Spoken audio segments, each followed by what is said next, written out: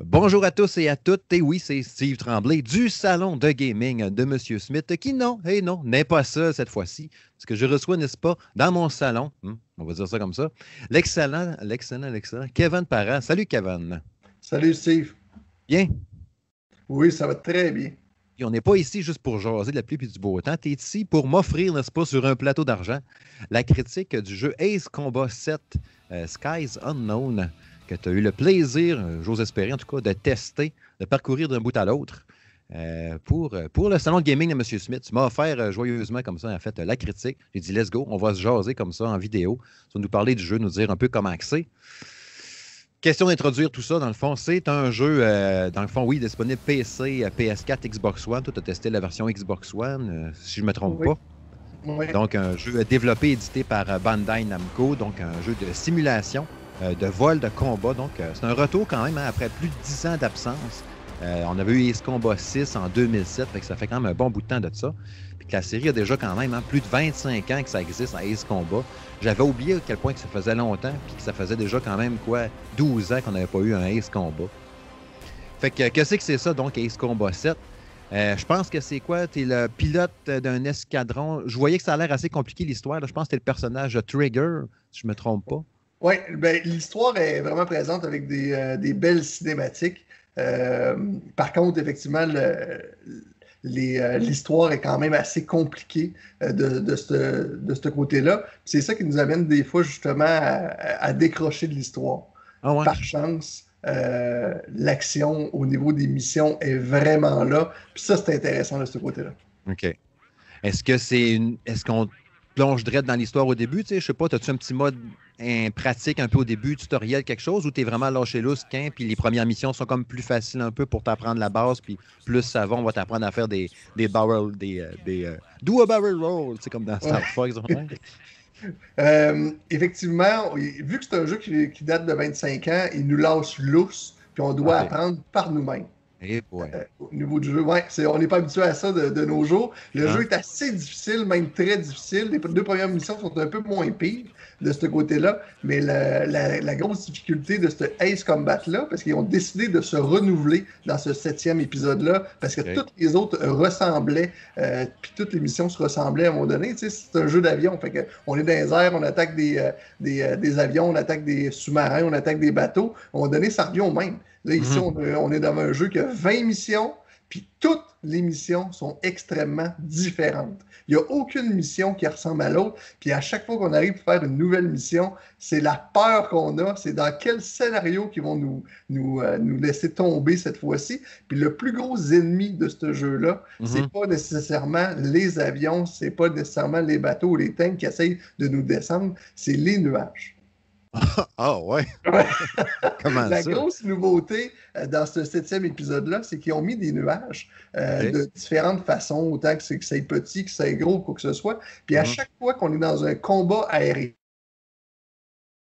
dans les premières missions, les combats aériens se passent à très haute altitude, donc c'est un peu moins paniquant de ce côté-là. Mais à chaque fois qu'on va rentrer dans un nuage, de un, on voit rien. Donc si on suit un jet, puis on arrive en arrière de lui, puis lui, il rentre dans le nuage, les autres, on rentre dans le nuage. Le nuage peut quand même être assez grand. On peut être à un 10, un 15, un 20 secondes dans le nuage. Puis si on ne regarde pas nos cadrans, on n'a aucune idée où c'est qu'on s'en va. Est-ce que je suis en train de m'en aller vers le sol, vers le haut? Est-ce que je suis rendu tête par en bas? Tu n'as aucune idée si tu as moindrement bougé l'avion. Fait que ça, c'est le plus gros ennemi dans ce 7e volet-là, les nuages. D'une mission à l'autre, ben, après la deuxième mission, on va arriver dans des missions où c'est qu'on doit attaquer plus près du sol, donc ils vont nous mettre une brume. Donc, on va s'approcher du sol, puis on ne saura pas à quelle hauteur du sol qu'on est rendu, puis il faut faire attention pour ne pas se cracher, mais on doit aller se diriger en dessous du nuage pour faire notre mission, aller attaquer, exemple, des bâtiments, quoi que ce soit. Donc, on est toujours dans un stress constant. Est-ce que c'est difficile, des fois, les missions au sol? Tu sais, je pense un peu à Ox, là, que j'avais joué par Ubisoft dans le temps. Quand tu avais une mission au sol, tu attaques un peu au sol. Là, merde, je suis rendu trop proche. Fait que là, tu montes dans les airs un peu plus haut. Tu essaies de te repointer vers le bas, de tirer un peu vers le bas. Ah, merde, je suis trop bas. Ah, merde, je me crache parce que j'ai mal contrôlé mon affaire. C'est difficile, des fois, au sol ou bien? C'est exactement la même chose, effectivement, que Hawks. Il s'agit ici d'un jeu de simulation, mais très arcade. Donc, ici, on va avoir 50 appareils aériens. Donc, pour répondre à ta question, on va avoir des appareils qui vont vraiment être plus habilités à aller attaquer, exemple, des cibles au sol. Donc, comme un A10 Thunderbolt, qui va être un appareil qui va voler moins vite, puis qui va être plus stable à basse vitesse. Donc, cet appareil-là va être plus approprié à ce type de mission-là. Pour déverrouiller ces 50 avions-là, c'est à force de faire justement le mode solo. À chaque fois qu'on termine une mission du mode solo, on ramasse de l'argent et on devra débloquer des pièces d'accessoires pour nos jets.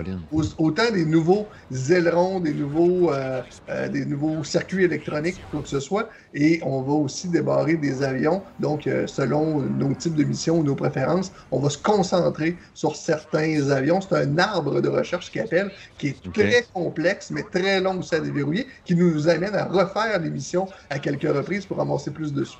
Parce que dans le fond, tu as 20 missions, comme tu disais, 50 avions. Ça veut dire qu'au fil de l'aventure, tu peux dire « Ah, je vais faire la mission 2 avec tel avion. » Finalement, tu as mal choisi. Tu n'aurais peut-être pas dû prendre celle-là parce qu'elle n'est pas assez rapide, parce qu'elle est trop pas assez stable ou quelque chose comme ça. Tu oublies de recommencer, de relancer avec un autre avion.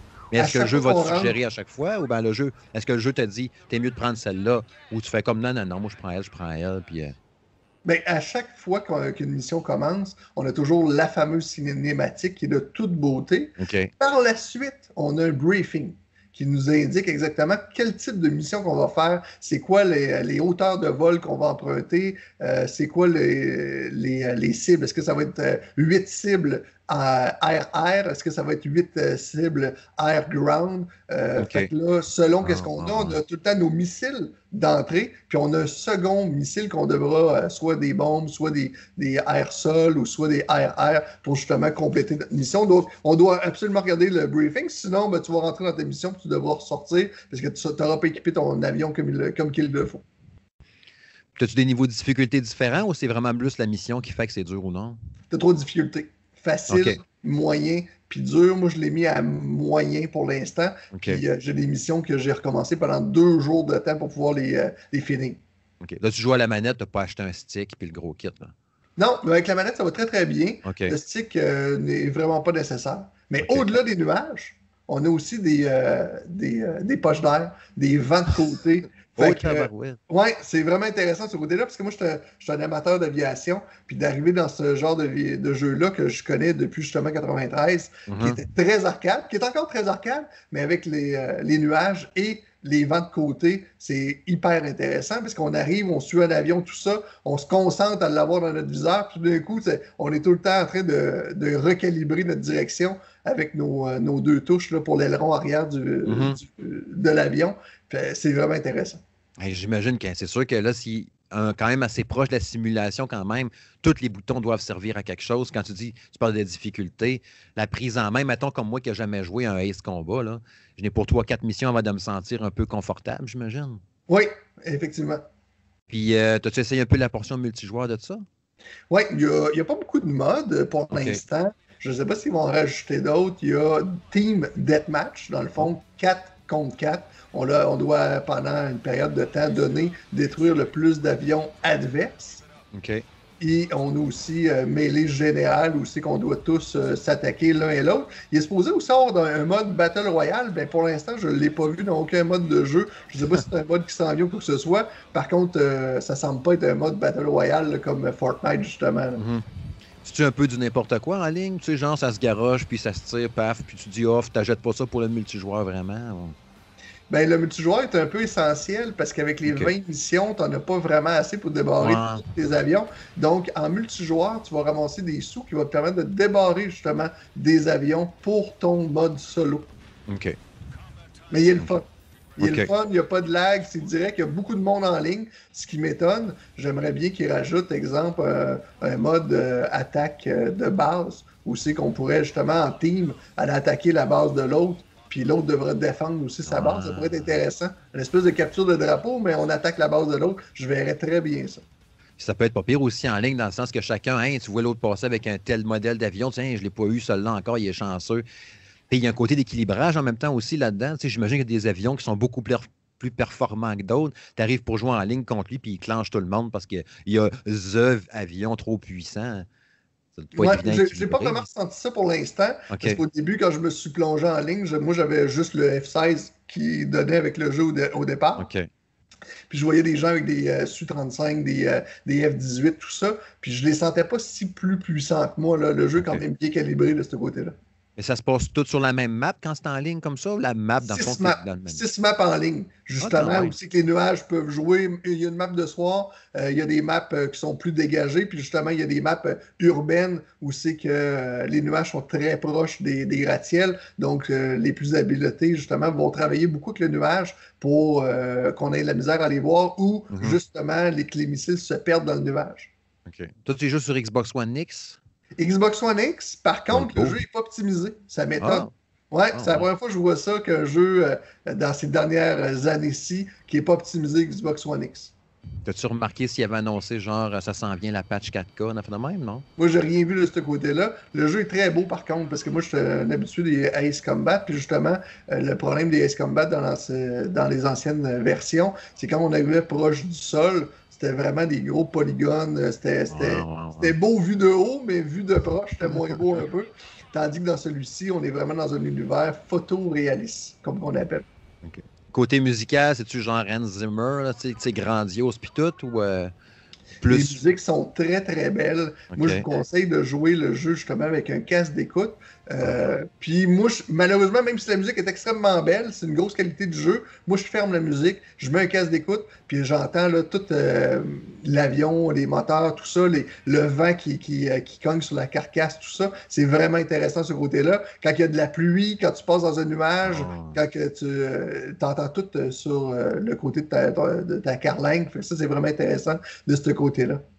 J'imagine qu'il y a des vues différentes. Je n'ai pas pensé te le demander tantôt s'il y a des vues cockpit ou externes, tout ça. 3 vues, mode extérieur, mode cockpit et mode style plus arcade, un peu à la première personne. Tous les cadrans de chacun des 50 aéronefs sont détaillés et chacun des cadrans fonctionne en temps réel. Ça m'a vraiment impressionné de ce côté-là. Et j'imagine que sur PC, avec clavier et souris, il doit être plus facile de taponner avec les cadrans ou faire quelque chose. Avec le deuxième stick, il faut que tu choisis un peu ce que tu veux faire ou bien?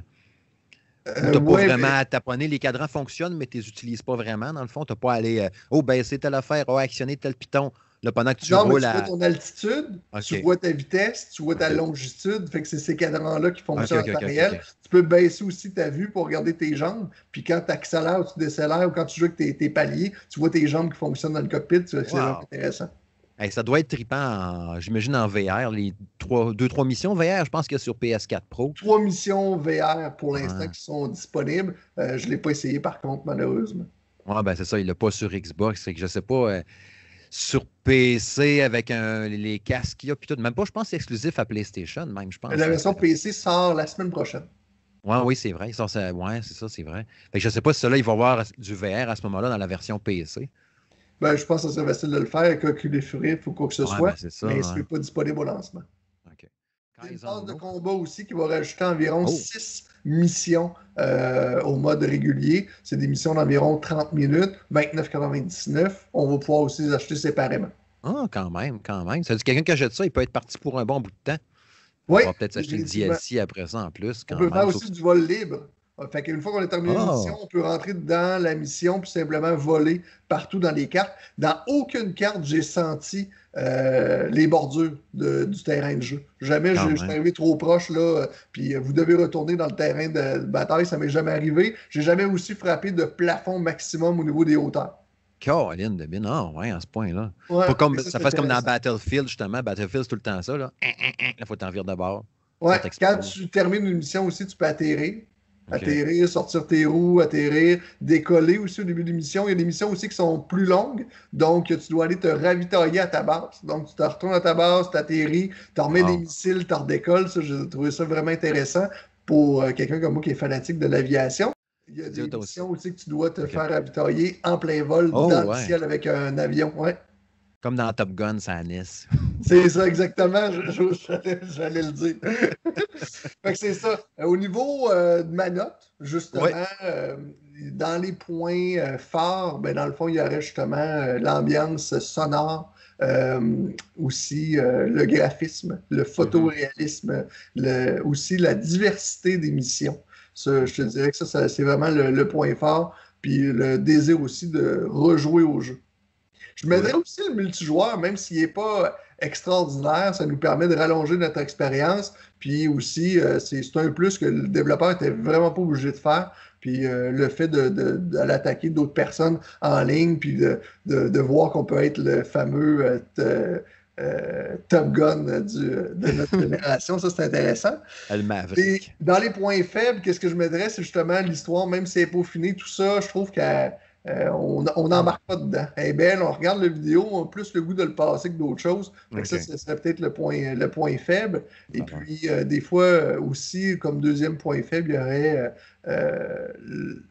la non-explication face aux missions, des fois, où dès le départ, qu'on disait, il n'y a aucun apprentissage. Fait que ça, je mettrais ça aussi dans les points faibles. OK. Donc, sur 10?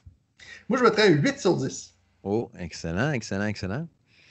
Fait que ça va être à suivre pour les mois à venir. Penses-tu, projettes-tu peut-être d'acheter le DLC éventuellement, peut-être? Ou, Assurément, assurément. Okay. Je suis un fan de la série depuis les débuts. Puis d'avoir un aussi bon jeu de qualité. Puis des jeux d'avion, on n'en a pas. T'sais, on regardait tantôt Hawks, tout ça. De nos jours, il n'y en a plus aucun. Fait que c'est une belle opportunité. Le jeu est bon. Fait, je vais encourager l'éditeur. Excellent. Kevin Parent, sur ce, merci beaucoup. Merci beaucoup. Salut. Merci.